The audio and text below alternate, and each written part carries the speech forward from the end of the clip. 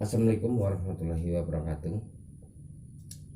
Nah, video kali ini saya akan mengutarakan beberapa renungan atau pemikiran saya untuk teman-teman buruh sekalian di Indonesia. Tapi untuk melanjutkan bincang-bincang kita, mari kita dengarkan pidato Bapak Presiden Republik Indonesia untuk rencana Undang-Undang Cipta Kerja.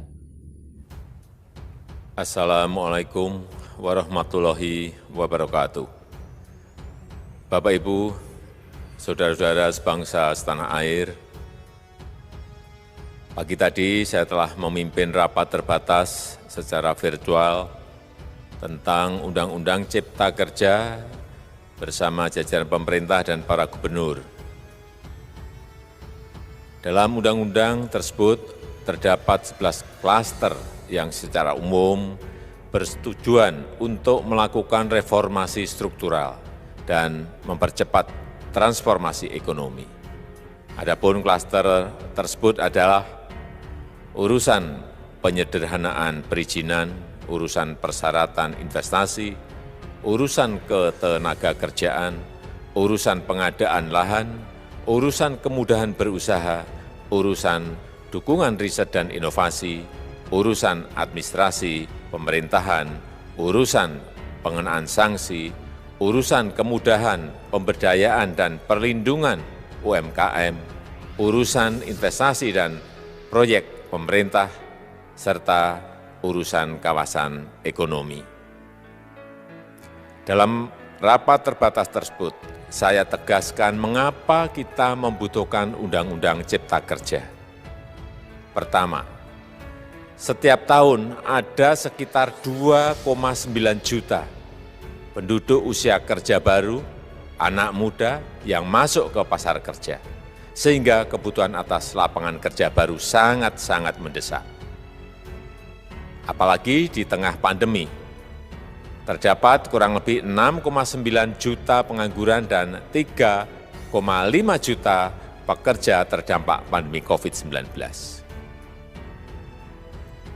Dan sebanyak 87% dari total penduduk bekerja memiliki tingkat pendidikan setingkat SMA ke bawah, di mana 39% berpendidikan sekolah dasar. Sehingga perlu mendorong penciptaan lapangan kerja baru, khususnya di sektor padat karya. Jadi, Undang-Undang Cipta Kerja tujuan untuk menyediakan lapangan kerja sebanyak-banyaknya bagi para pencari kerja serta para pengangguran. Kedua, dengan Undang-Undang Cipta Kerja akan memudahkan masyarakat, khususnya usaha mikro kecil, untuk membuka usaha baru. Regulasi yang tumpang tindih dan prosedur yang rumit dipangkas. Perizinan usaha untuk usaha mikro kecil (UMK) tidak diperlukan lagi, hanya pendaftaran saja. Sangat simpel. Pembentukan PT atau perseroan terbatas juga dipermudah. Tidak ada lagi pembatasan modal minimum. Pembentukan koperasi juga dipermudah. Jumlahnya hanya 9 orang saja. Koperasi sudah bisa dibentuk. Kita harapkan akan semakin banyak koperasi-koperasi di tanah air. UMK, usaha mikro kecil yang bergerak di sektor makanan dan minuman. Sertifikasi halalnya dibiayai pemerintah, artinya gratis. Izin kapal nelayan penangkap ikan misalnya, hanya ke unit kerja Kementerian KKP saja. Kalau sebelumnya harus mengajukan ke Kementerian KKP, Kementerian Perhubungan, dan instansi-instansi yang lain. Sekarang ini cukup dari unit di Kementerian KKP saja. Ketiga, Undang-Undang Cipta Kerja ini akan mendukung upaya pencegahan dan pemberantasan korupsi. Ini jelas karena dengan menyederhanakan, dengan memotong, dengan mengintegrasikan ke dalam sistem perizinan secara elektronik, maka pungutan liar, pungli dapat dihilangkan. Namun, saya melihat adanya unjuk rasa penolakan Undang-Undang Cipta Kerja yang pada dasarnya dilatar belakangi oleh disinformasi mengenai substansi dari undang-undang ini dan hoax di media sosial. Saya ambil contoh, ada informasi yang menyebut tentang penghapusan UMP, upah minimum provinsi, UMK, upah minimum kota kabupaten, UMSP, upah minimum sektoral provinsi. Hal ini tidak benar, karena faktanya upah minimum regional, UMR, tetap ada. Ada juga yang menyebutkan bahwa upah minimum dihitung per jam. Ini juga tidak benar. Tidak ada perubahan dengan sistem yang sekarang. Upah bisa dihitung berdasarkan waktu dan berdasarkan hasil. Kemudian adanya kabar yang menyebutkan bahwa semua cuti sakit, cuti kawinan, cuti khitanan, cuti baptis, cuti kematian, cuti melahirkan, dihapuskan. Dan tidak ada kompensasinya. Saya tegaskan juga ini tidak benar. Hak cuti tetap ada dan dijamin. Kemudian apakah perusahaan bisa mem-PHK kapanpun secara sepihak? Ini juga tidak benar. Yang benar, perusahaan tidak bisa me-PHK secara sepihak. Kemudian juga pertanyaan mengenai benarkah jaminan sosial dan kesejahteraan lainnya hilang. Yang benar, jaminan sosial tetap ada. Yang juga sering diberitakan tidak benar adalah mengenai dihapusnya AMDAL, analisis mengenai dampak lingkungan. Itu juga tidak benar. AMDAL tetap ada. Bagi industri besar harus studi AMDAL yang ketat. Tetapi bagi UMKM lebih ditekankan pada pendampingan dan pengawasan. Ada juga berita mengenai Undang-Undang Cipta Kerja ini mendorong komersialisasi pendidikan. Ini juga tidak benar. Karena yang diatur hanyalah pendidikan formal di kawasan ekonomi khusus, di KEK. Sedangkan perizinan pendidikan tidak diatur di dalam Undang-Undang Cipta Kerja ini. Apalagi perizinan untuk pendidikan di pondok pesantren. Itu tidak diatur sama sekali dalam Undang-Undang Cipta Kerja ini. Dan aturannya yang selama ini ada tetap berlaku. Kemudian diberitakan bahwa keberadaan bank tanah. Bank tanah ini diperlukan untuk menjamin kepentingan umum, kepentingan sosial, kepentingan pembangunan nasional, pemerataan ekonomi, dan konsolidasi lahan serta reforma agraria. Ini sangat penting untuk menjamin akses masyarakat terhadap kepemilikan tanah, kepemilikan lahan. Dan kita selama ini tidak memiliki bank tanah. Saya tegaskan juga bahwa Undang-Undang Cipta Kerja ini tidak melakukan resentralisasi kewenangan dari pemerintah daerah ke pemerintah pusat. Tidak ada.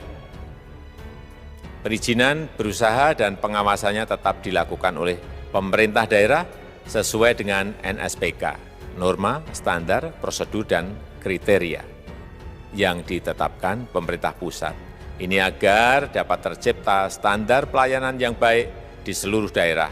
Dan penetapan NSPK ini dapat nanti akan diatur di dalam PP atau peraturan pemerintah.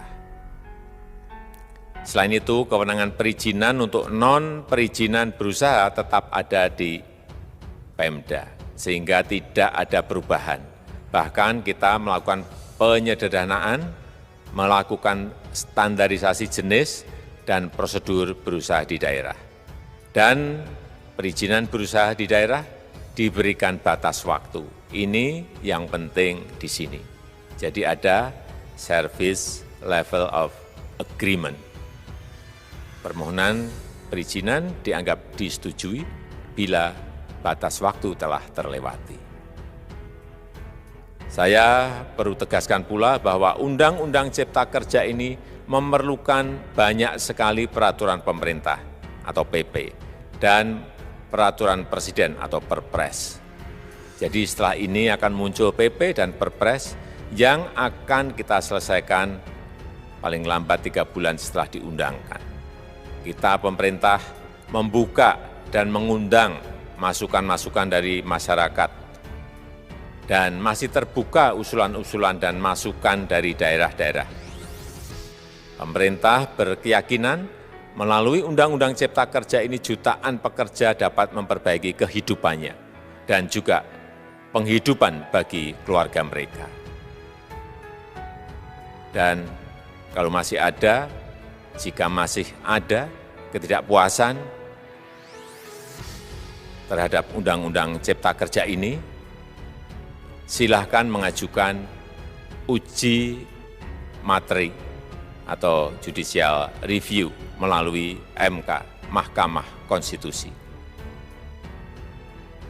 Sistem ketatanegaraan kita memang mengatakan seperti itu. Jadi, kalau masih ada yang tidak puas dan menolak, silahkan diajukan uji materi ke MK. Saya rasa itu yang bisa saya sampaikan pada... Baiklah teman-teman, untuk mensikapi rencana Undang-Undang Cipta Kerja yang baru-baru ini menjadi masalah pro dan kontra di antara publik, di antara masyarakat, baik pun buruh, yang mana teman-teman sekalian buruh, kita semua banyak yang tidak sependapat dengan rencana-rencana tersebut.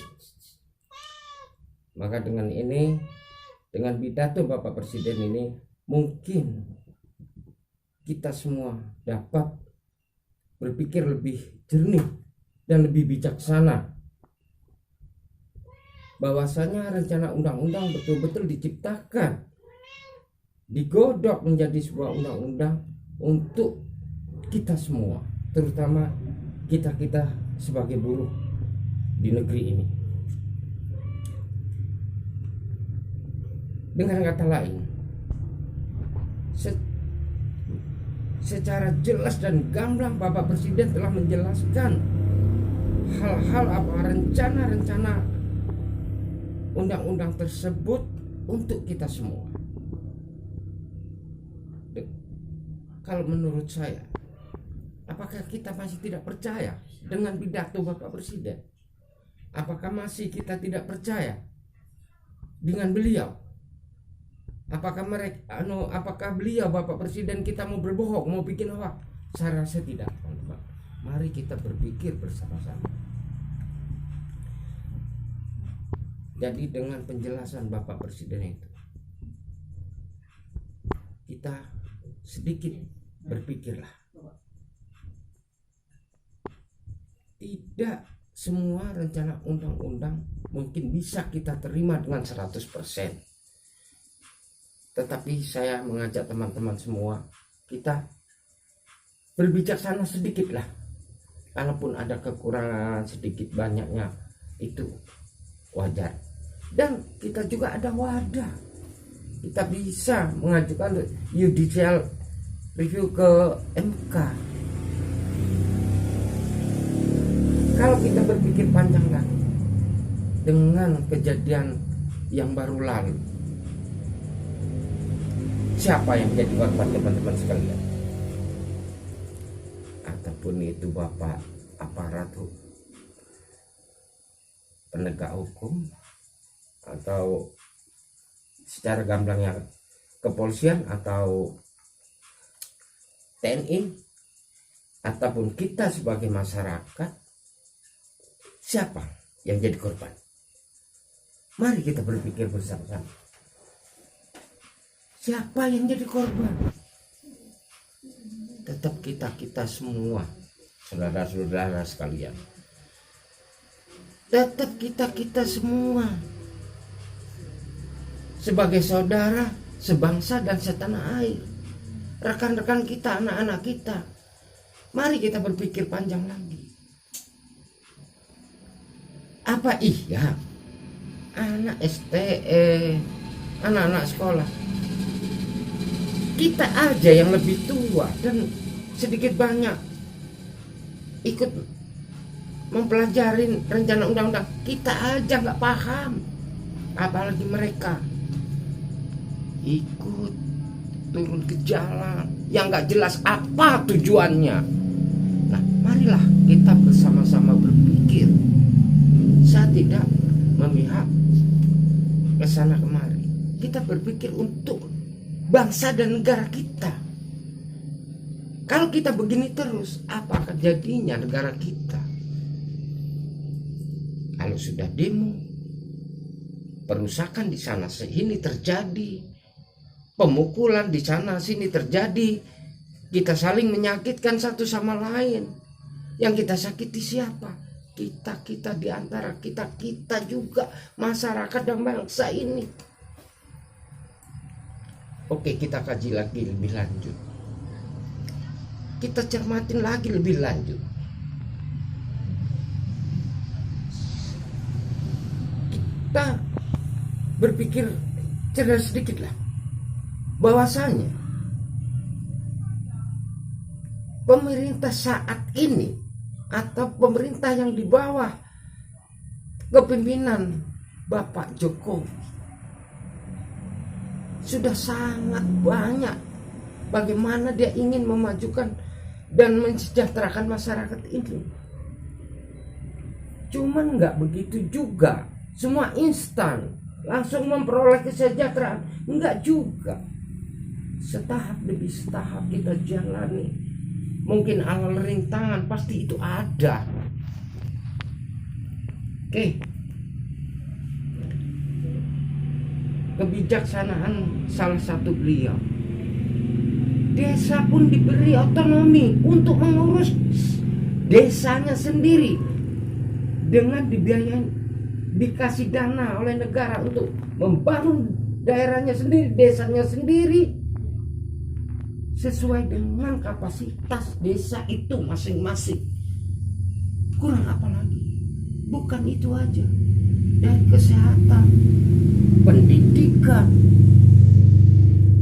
Tapi kan nggak mungkin semua mau baik dalam waktu yang singkat, dengan waktu yang cepat.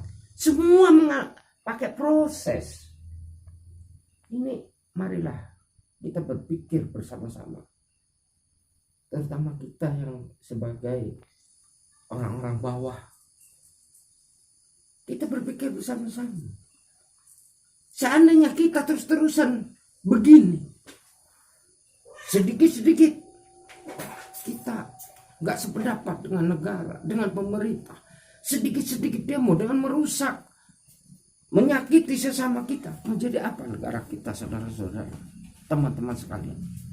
Kapan kita akan bisa sejahtera kalau kita selalu begini? Mari kita renungkan bersama. Sudah saya bilang tadi, apakah iya yang dipidatokan Pak Presiden yang baru? Saya tayangkan lewat video saya ini. Apa Pak Presiden bikin hoax? Apakah Pak Presiden bohongi kita? Tidak. Beliau pemimpin negara ini, tidak mungkin berbikin hoax. Real itu saya rasa ya. Tidak mungkin Pak Presiden bikin hoax. Kita sebagai masyarakatnya yang belum siap menerima apa yang jadi cita-cita beliau, kita sebagai masyarakat yang belum mampu mengikuti jejak beliau. Itu yang kalau nggak salah saya pernah dengar sedikit atau kutipan sedikit. Beliau menyatakan revolusi mental. Inilah yang saya maksud, revolusi mental. Kenapa revolusi mental? Mental kita, bangsa-bangsa kita semua itu sudah terbiasa dengan mental pemerintahan sebelumnya. Makanya kita tidak siap menerima kenyataan-kenyataan yang sekarang harus kita hadapi. Tapi perlahan-lahan, mari bersama-sama kita rubah mental kita. Kita bangun negeri ini bersama-sama dengan kapasitas kita masing-masing. Kalau kita sebagai buruh, ya itulah kemampuan kita sebagai buruh. Itu yang bisa kita sumbangkan untuk negeri ini. Itu yang saya maksud, saudara-saudara sekalian. Mari kita berpikir bersama-sama, lebih bijaksana, supaya tercipta bagaimana sih kesejahteraan, terutama bagi kita yang di bawah ini, kita yang sebagai buruh ini. Saya sama teman-teman dan saudara-saudara mungkin sama. Saya toh hari ini saya tidak bergerak, saya tidak mengeluarkan keringat, saya tidak makan. Jadi kita sama-sama. Bukan berarti dengan keadaan kita menyalahkan orang lain, dengan menyalahkan pemimpin, bukan begitu. Tapi kita berpikir bersama, kita berbuat yang lebih baik untuk supaya negeri ini lebih baik. Itu saya rasa yang perlu kita lakukan. Saya rasa teman-teman sekalian, kita memang sekarang dalam masa-masa sulit. Nah, itulah kita berpikir lebih jernih. Jangan sampai kita, kesulitan kita, kekurangan kita, ketidakberdayaan kita dimanfaatkan oleh oknum-oknum yang tamak, yang haus akan kekuasaan, yang haus akan harta benda, yang tidak ada cukupnya. Kalau kita mau berpikir bersama-sama, mereka yang mempropaganda kita, yang mengadu kita, bertengkar dengan saudara-saudara kita, mereka sudah enak dari negeri ini, sudah banyak makan harta negeri ini. Mereka tidak ada kekurangan. Cuman kita yang di bawah, mari kita berpikir untuk diri kita sendiri. Apakah iya kita akan dijadikan domba oleh mereka, saling berantem dengan teman-teman kita sendiri? Mari kita berpikir lebih jauh lagi. Ketidakberdayaan kita, saudara-saudara, ketidakmampuan kita secara finansial, jangan sampai dimanfaatkan oleh mereka yang tamak. Itu salah satu himbauan dari saudara, dari teman atau saudara kalian juga. Kita sama-sama bersaudara, sama-sama anak bangsa ini. Mari kita berpikir lagi, jernih lagi. Apakah iya kita membiarkan dengan manusia-manusia yang tamak itu selalu mengadu kita? Kayak demo yang baru lalu, berapa orang yang jadi korban, berapa orang yang tersakiti, berapa banyak infrastruktur yang rusak. Mari kita berpikir, dengan begitu negara kita bakal maju? Enggak. Negara kita bisa sejahtera dan maju dengan logika yang cerdas, sesuai dengan kemampuan kita masing-masing. Itulah kira-kira teman-teman. Mari kita berpikir bersama-sama. Apabila perlu kita lawan itu yang namanya hoak, Yang namanya manusia tamak yang ada di negeri ini kita lawan. Manusia yang sering ngadu kita sesama kita lawan. Jangan biarkan mereka menguasai kita. Kita akan saling bunuh, saudara-saudara. Kalau mereka itu kita biarkan, kita akan saling pukul-memukul di antara saudara sendiri. Saya rasa itu, teman-teman ya. Mari kita berpikir bersama-sama. Kita sama-sama orang yang di bawah. Orang-orang yang selalu jadi objek mereka. Saya mohon, mari kita bersama-sama, kita ke depan. Jangan sampai jadi objek mereka. Apa sih yang kita dapat dari mereka? Nggak ada. Hanya kerusuhan, keributan, saling menyakiti di antara kita. Saya rasa sampai di sini untuk kalian ini, mungkin lain kali bisa kita tindak lanjuti lagi, kita sambung lagi. Sebelum dan sesudahnya saya ucapkan banyak-banyak terima kasih. Wabillahi taufiq wal hidayah. Wassalamualaikum warahmatullahi wabarakatuh.